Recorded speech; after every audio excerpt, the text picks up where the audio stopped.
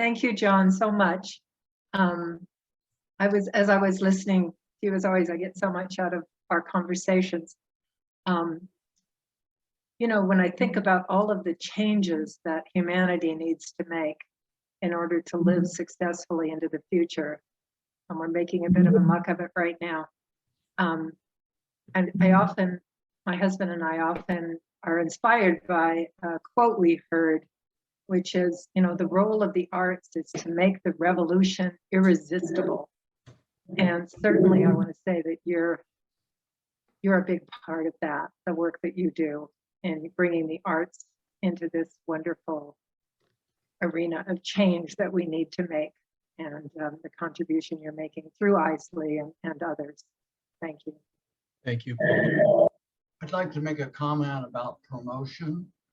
Nebraska Land magazine is received by most Nebraskans here in the state.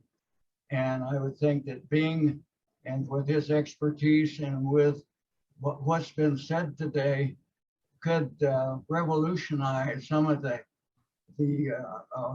I guess, the gateway to the fossil freeway in Western Nebraska, and Isley is a very major part of his discoveries there in the Wildcat Hills and in the area of Darien and Scotts Bluff, Nebraska. Excellent. I'm all for it. Did I see another hand momentarily? Is that John? Go ahead.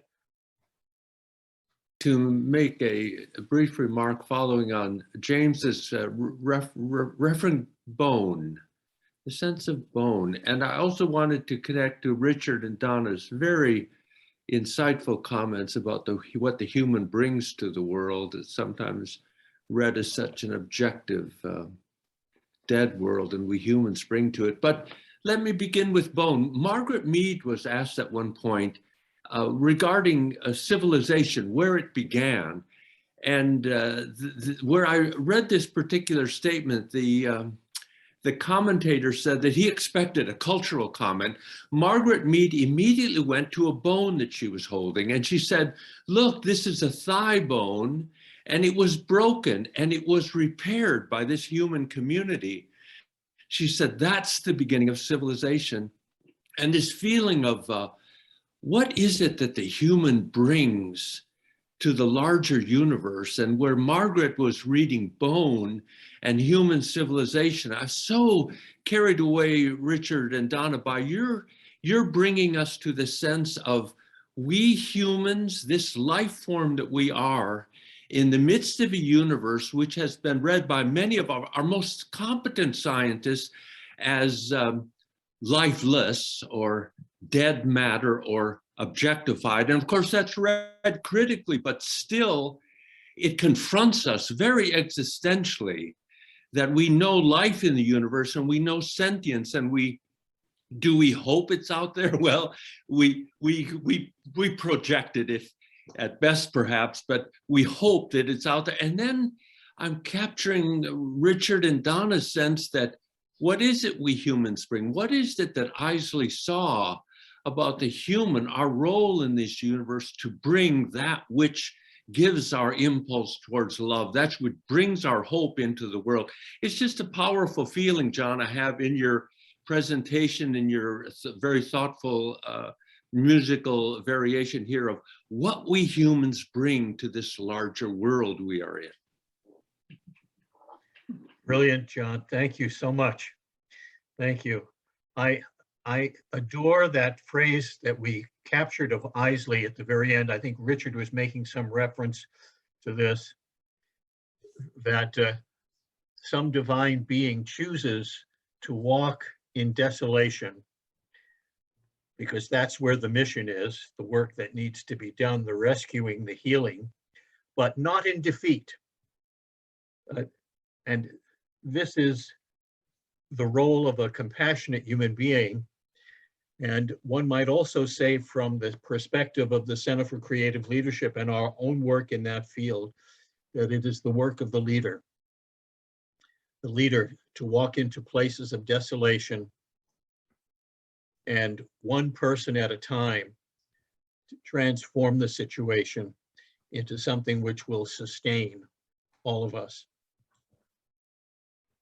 I wonder if we could just have Sam King say something from the next generation as a late 20s Yale graduate student, because he's been thinking about what next gen is looking for, and he's working on Journey of the Universe, among other things. Sam. Please do. Sure. Thanks, Mary Evelyn, and thanks to Paula and Sam for forwarding the email that prompted me to join here.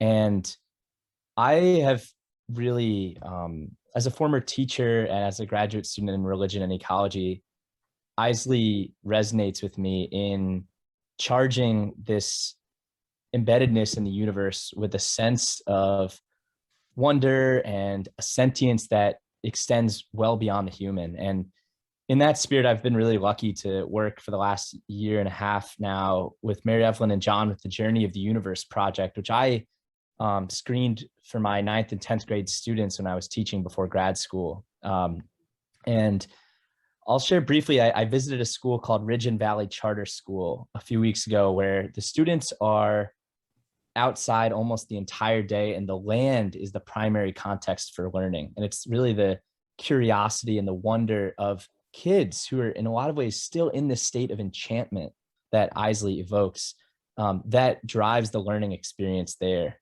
So what I'm really passionate about is taking this universe story perspective, this cosmic perspective that that suffuses Isley's writing, and bringing that alive into educational spaces.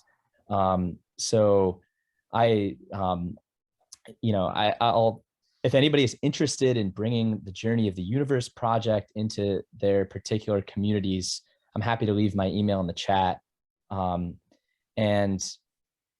I would just say, I think this communion with deep time that Isley evokes from the deep past is also, I think, our promising vision for the future. So thanks for allowing me to join today. Appreciate it, everybody. Very welcome. Brilliant. Cecilia, is that you speaking?